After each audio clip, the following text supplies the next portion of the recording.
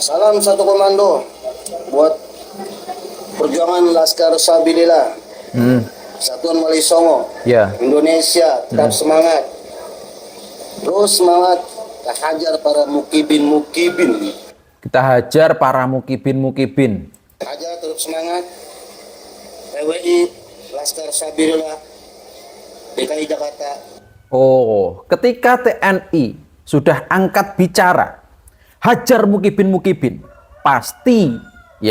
pastilah ada masalah dengan Khabib dan juga para mukibinnya. Pasti ada masalah. Kalau tidak, nggak mungkin TNI angkat bicara bilang hajar mukibin. Ya, tetapi tidak sepenuhnya omongannya Pak TNI ini benar. Apa yang salah?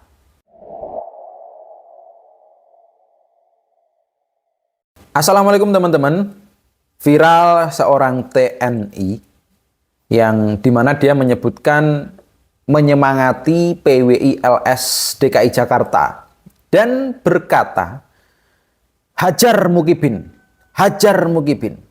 Pastilah di sini ada masalah dengan mukibin dan juga para Khabib. Tentunya masalah nasab dan juga ajarannya.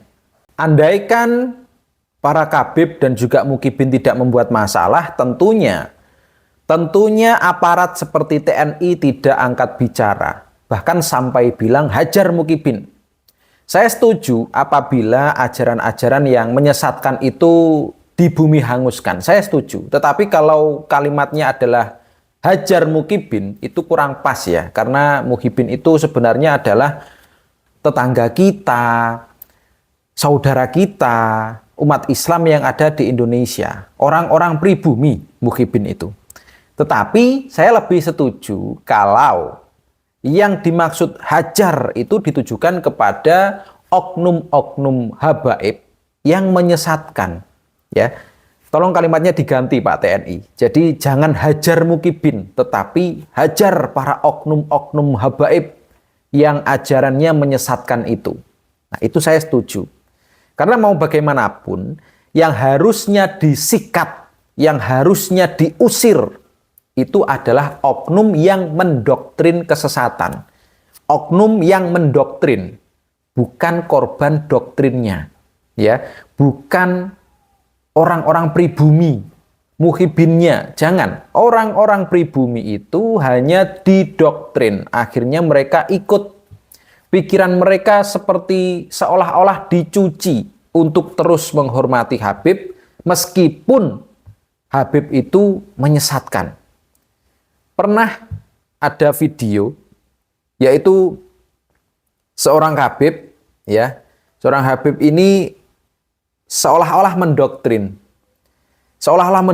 agar rakyat Indonesia ini tidak melawan kepada Habib.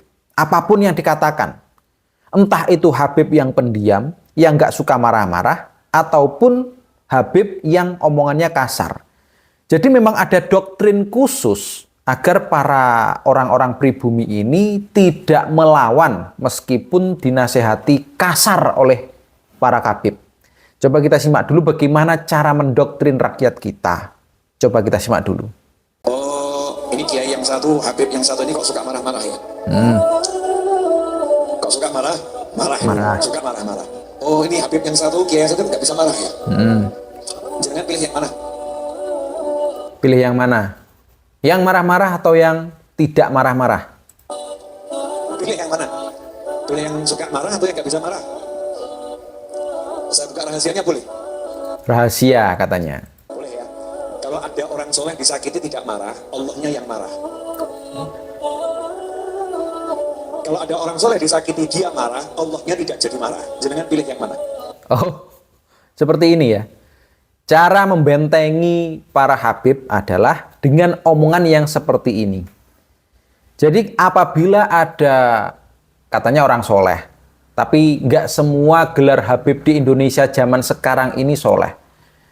Katanya ketika ada orang soleh yang tidak pernah marah apabila mungkin disakiti oleh orang lain, maka Allah yang marah. Apabila ada orang soleh yang marah-marah, berarti Allah tidak marah. Pilih yang mana kalian? Ini cara membentengi Habib cara membentengi Habib, tapi kalimatnya orang soleh. Ya, bukan menyebutkan Habib, enggak, tapi orang soleh. Seolah-olah orang yang berpakaian seperti itu dianggap semuanya soleh. Padahal ya enggak juga. Enggak semua orang yang berpakaian berjubah lah, kopiah putih, pakaian putih. Enggak semua orang yang berpakaian seperti itu bisa dikategorikan soleh, teman-teman. Tidak bisa. Jadi yang kita katakan soleh atau tidak yaitu ucapannya, perilakunya. Kan seperti itu. Jadi doktrin-doktrin dari Khabib inilah yang harusnya disikat oleh TNI. Bukan mukibinnya. Bukan mukibinnya. Karena mukibinnya adalah teman kita sendiri, saudara kita sendiri, tetangga kita sendiri mukibinnya. Kasihan. Yang disikat, yang dihajar adalah oknum Khabib yang menyesatkan. Itu Pak TNI ya. Jadi ada sedikit ralat di situ. Nah, ngomong-ngomong tentang muhibin, di Indonesia ini sudah banyak ya orang-orang seperti Kiai Imad yang gencar sekali menyadarkan para muhibin. Nggak cuman orang awam, orang biasa, jamaah biasa, enggak. Tetapi kiai yang juga menyembah-nyembah Habib, itu juga mulai disadarkan oleh Kiai Imad. Bahkan sampai ada kalimat-kalimat yang menurut saya bikin terenyuh. Kita simak dulu kalimatnya seperti apa. Kulukum ro'in wa kulukum mas'ulun an ro'yatih. Ya, hati-hati dengan itu.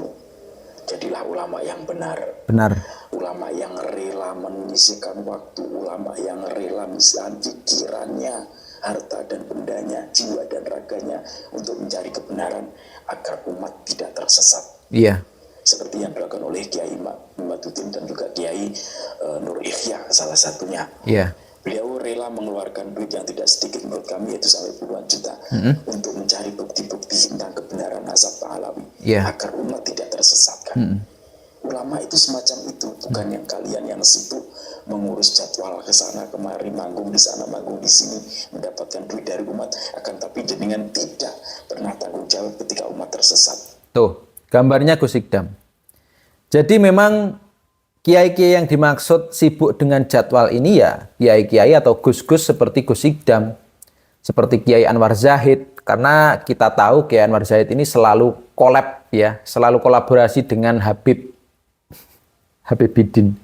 Habib lah, intinya Habib. Nah, di sini kenapa gambar Gus Ikdam ada?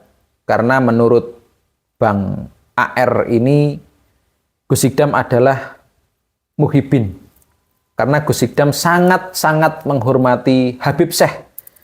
Padahal Habib Syekh pernah merendahkan NU.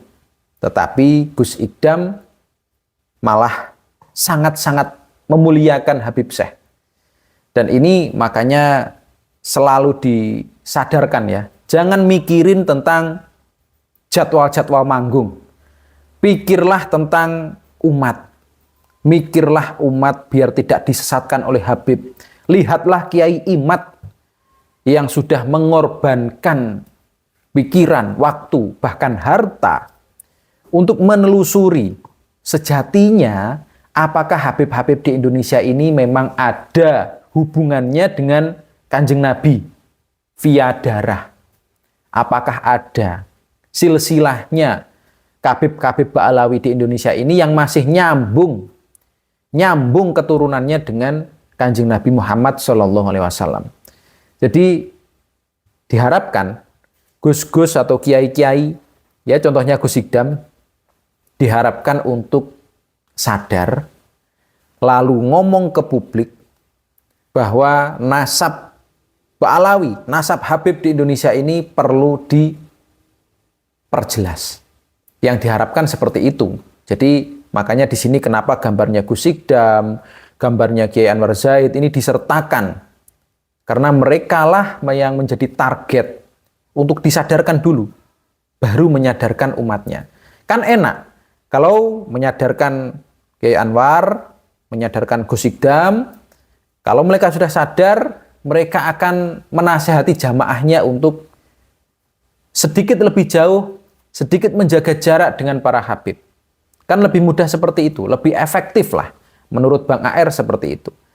Ya, kita doakan saja orang-orang di kalangan kabib-kabib itu semoga dibukakan kedok mereka oleh Allah Subhanahu wa taala agar ajaran-ajaran sesat dari mereka itu bisa memudarlah di Indonesia.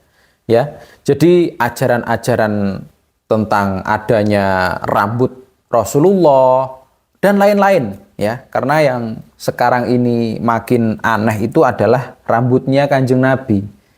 Masa iya rambutnya Kanjeng Nabi masih ada dan dibawa ke Indonesia untuk bisnis agama.